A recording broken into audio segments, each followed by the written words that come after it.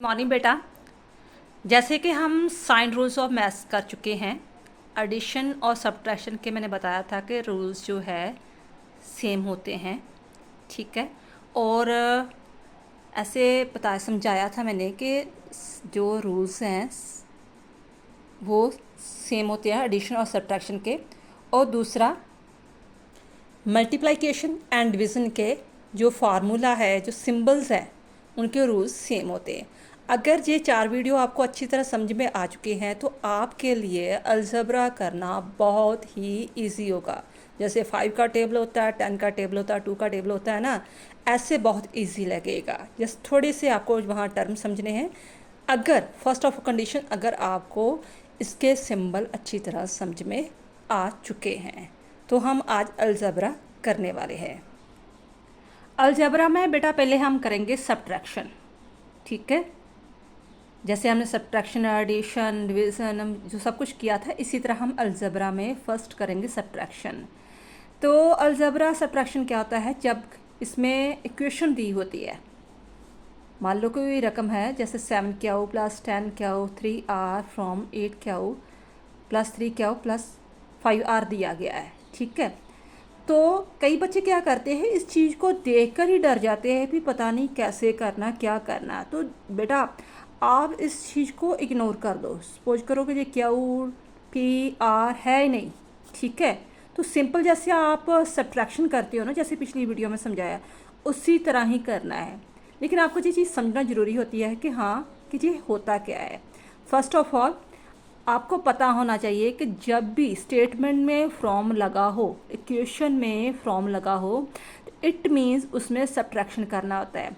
जो 6th-7th के बच्चे होते हैं वो गलती कहाँ कर जाते हैं, जब वो टेस्ट देते हैं क्लास में तो बहुत अंडरस्टैंड ईजी हो जाता है कि मैम ने जी सब्ट्रैक्शन वाले ही डाले हैं। लेकिन जब वो पेपर में करते हैं तो कन्फ्यूज़न हो जाती है। तो जहाँ पर आपने ये ध्यान रखना है कि अगर स्टेटमेंट में फ्रॉम लगा है ना, तो इट मीन्स जे सब्ट्रैक्शन वाला सम है। तो सब्ट्रैक्शन वाले सम में पहले कौन वाली सी रकम लिखनी है? जे वाली, ठीक है। सेकंड वाली रकम आपने पहले लिखनी है, ठीक है। लिखकर उसे कॉलम में लिखना है, ठीक है। कॉलम में ऐसे लिखना है जैसे ये रकम दी थी गई थी, पहले मैंने फ्रॉम लिखा था ना, फ्रॉम का इट मीन्स सब्ट्रैक्शन, ठीक है। तो दूसरी वाली रकम मैंने पहले लिखी, इसे हम टर्म्स बोलते हैं, मैथ में हम इसे टर्म्स बोलते हैं। और ये पहली वाली रकम हमने लास्ट में लिखी, ठीक है। फर्स्ट कंडीशन, फ्रॉम को हम सब्ट्रैक्शन कहते हैं। इट मीन्स सीधा आपने समझना है कि ये सब्ट्रैक्शन वाले सम है। और दूसरा रूल ये कि जो लास्ट वाली रकम है उसे पहले लिखना है और जो पहली वाली रकम है उसे दूसरे नंबर में लिखना है, ठीक है। ये 2 रूल हो गए, ठीक है। तीसरा रूल कि आपने साइन चेंज करने हैं। जहाँ मैक्सिमम बच्चे गड़बड़ करते हैं साइन चेंज करने में, ठीक है। साइन कैसे चेंज करना है? इजी ट्रिक है। ये लास्ट वाली रकम है ना, आप इसे देख कर साइन चेंज कर दो। ये माइनस का है तो प्लस कर दो, ये प्लस का है तो माइनस कर दो, ठीक है। साइन आपने ज़रूरी है चेंज करना है, चेंज करके ही फिर सम निकलेगा। फिर आपने वो फार्मूले लगाने जो मैंने पीछे समझाए थे। वंस अगेन, फ्रॉम का मतलब सब्ट्रैक्शन होता है। दूसरा रूल कि आपने कॉलम में रकम लिखनी है, ये दूसरी वाली को पहले में लिखना है और पहली वाली को दूसरे नंबर में लिखना है। फिर आपने साइन चेंज कर देने हैं। और इन चीज़ों को बोलते क्या है? ये जो है ना 8 क्यू 3p 5r, इसे हम बोलते हैं कॉफिशेंट। क्योंकि वैसे तो सीधी रकम थी 8 3 5 वगैरह जो कुछ भी, अगर इसके साथ ABC वाले अक्षर आ गए, आप नर्सरी LKG में ABC करते थे, कोई बड़ी बात नहीं है। जस्ट इन्होंने एक कह लो कि कन्फ्यूज़न किया हुआ है, ठीक है। तो आपने जो अगर इसके साथ ये चीज़ें लगी हुई हैं ना, तो आपने इसे बोलना है कॉफिशेंट, ठीक है। कांस्टेंट या कॉफिशेंट वगैरह। तो फ्रॉम का मतलब सब्ट्रैक्शन वगैरह आ गया, और जो क्यू पी आर वगैरह जो साथ लगे होते हैं उससे हम बोलते हैं वेरिएबल। आई होप ये कंसेप्ट आपको क्लियर हो गया होगा कि अलजेब्रा सब्ट्रैक्शन में कॉफिशेंट कांस्टेंट क्या होता है, वेरिएबल क्या होता है। क्योंकि 6th क्लास में ये चीज़ें पूछी जाती है, ठीक है। आगे तो चलो 7th 8th 9th में और सम बड़े आ जाते हैं, 6th 7th में पूछे जाते हैं कॉफिशेंट कौन सा है, वेरिएबल कौन सा है, कौन से कॉफिशेंट वगैरह कितना बड़ा है, ये चीज़ें वगैरह पूछी जाती है, फैक्टर वगैरह, ठीक है।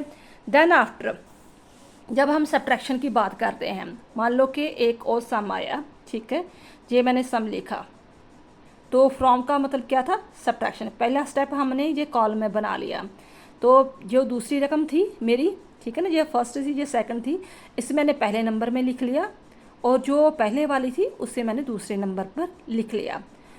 और दूसरा स्टेप क्या था हमारा, कि हमने साइन चेंज करने हैं। प्लस का क्या कर दिया, माइनस, फिर जहाँ पर प्लस था इसे माइनस। हमने किसके साइन चेंज करने हैं, ये वाली रकम के, दूसरी वाली रकम के, ऊपर वाली के नहीं, नीचे वाली रकम के साइन चेंज करने हैं। प्लस का मैंने माइनस कर दिया, जहाँ पर भी प्लस था जहाँ पर मैंने नेगेटिव साइन लगा दिया, जहाँ पर नेगेटिव का था मैंने पॉजिटिव का लगा दिया। ये अगर कोई साइन आगे ना हो तो इट मीन्स वो पॉजिटिव होता है, तो वो मैंने वहाँ पर सब्ट्रैक्शन का साइन लगा दिया, ठीक है।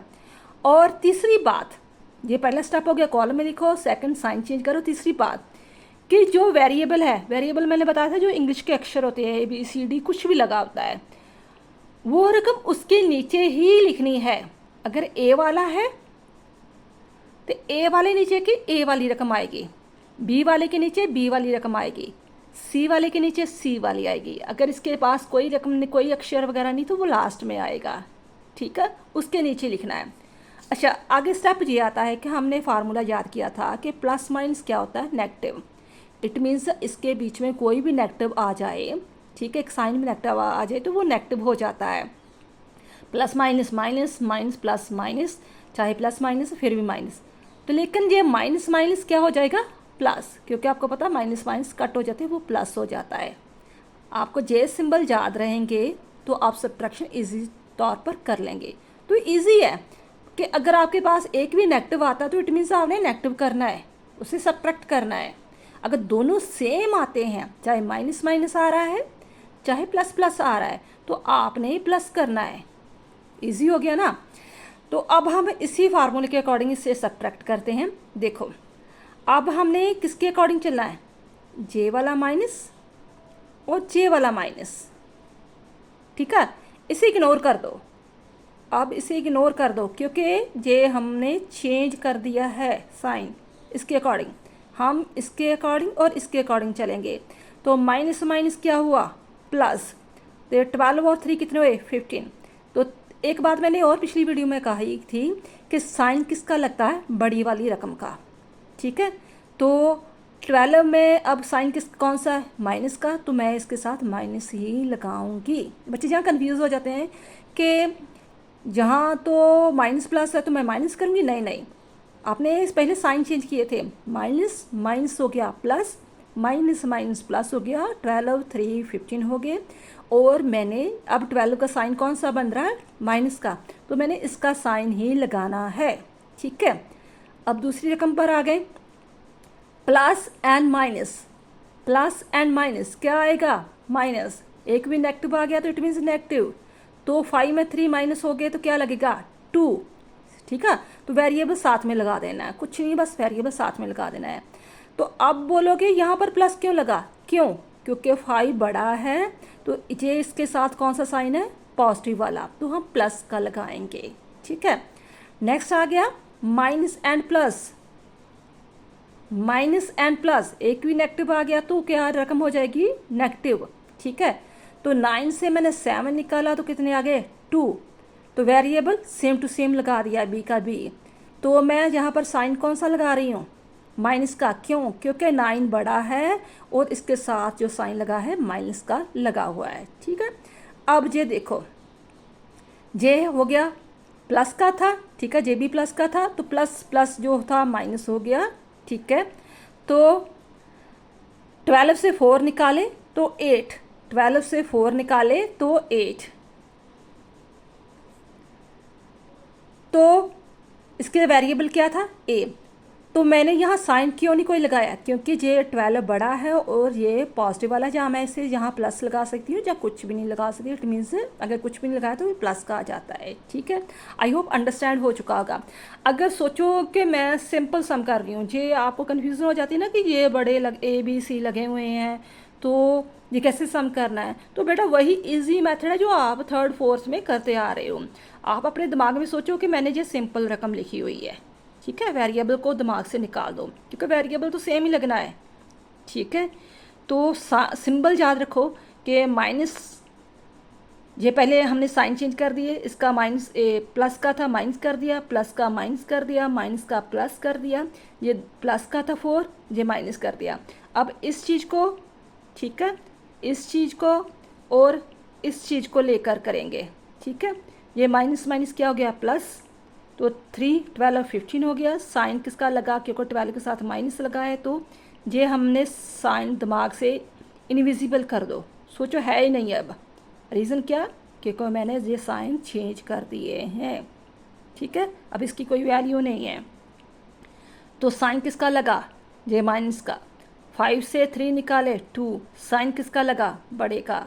9 से 7 निकाले तो 2, क्यों निकाले, क्योंकि माइनस प्लस क्या होता है माइनस, साइन किसका है 9 का। ठीक है, अब 12 से 4 निकाले तो कितने आए 8, तो साइन किसका लगेगा, बड़े वाले का लगेगा। आई होप आपको अंडरस्टैंड हो चुका होगा। नेक्स्ट सेम इसी तरह ही है। ठीक है, कोई एक्स वाई जेड कुछ भी आ सकता है। ए बी सी का ए से लेकर जेड तक कोई भी वेरिएबल आ सकता है। वेरिएबल मतलब ए बी सी को ही हम वेरिएबल बोल देते हैं। तो याद रखना है कि जो वेरिएबल है सेम टू सेम लिखने हैं। ठीक है, एक्स के नीचे एक्स, वाई के नीचे वाई और जेड के नीचे जेड वाली रकम। साइन चेंज करने हैं और उसके अकॉर्डिंग आंसर करने हैं। जैसे माइनस है, मैंने जहाँ ये दिमाग से ला लो कि इनविजिबल हो गया क्योंकि मैंने साइन चेंज कर दिए हैं। ये प्लस का था, साइन चेंज कर दिया तो माइनस माइनस क्या हुआ प्लस, क्योंकि माइनस माइनस कट हो जाती है, 16 आ गया। प्लस प्लस क्या हो गया, ठीक है, ये प्लस का हो गया तो 6y आ गए। प्लस माइनस जब एक ही माइनस का आ जाए तो नेगेटिव हो जाता है। 5 से 4 किया तो 1। ठीक है, तो ऐसे हमारी रकम आ जाएगी। अच्छा बेटा, एक मैंने स्टार्टिंग में जो सम छोड़ा था, ठीक है ना, 2 सम आपको मैंने समझा दिए। अब इस सम को सॉल्व करके मुझे कमेंट बॉक्स में लिखना कि आपका आंसर क्या आ रहा है, कि आपको कोई समझ आया कि नहीं। अगर कोई भी डाउट है किसी भी चीज़ का अलजबरा में तो कमेंट बॉक्स में आप लिख सकते हो, तो मैं और कंसेप्ट क्लियर करने की कोशिश करूँगी। थैंक यू बेटा।